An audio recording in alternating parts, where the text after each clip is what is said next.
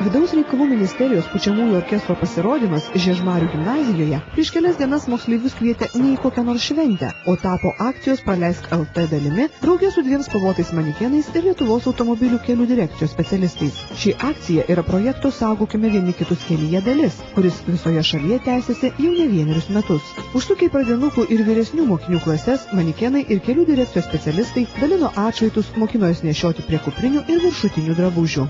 Jūs tai sakyk, kiek atšvaitų turi? 2. Ar juos nešioji kur? Prie kuprinės, prie striukės? Prie striukės ir prie kuprinės. Turėjau vieną, bet pamečiau. Tai vaikščiai be atšvaito? Jo. Ir nebijojai, kad tave gali? Kodėl nebijojai?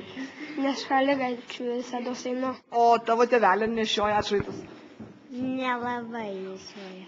Tai gal tu duok kokį nors vieną ir tėvelėm? Tai duosiu. Nešioju ant kuprinės, bet pamečiau.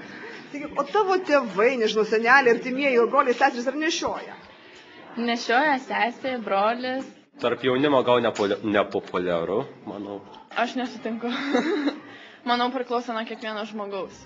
Vyresni žmonės dėja žymiai rečiau nešioja atšvaitus nei pradinių klasių mokiniai. Tad kelininkai tikisi, kad moksleiviai dalyvavę tokiuose akcijose ne tik patys prisiseks atšvaitą, bet ir primins apie tai savo artimiesiems.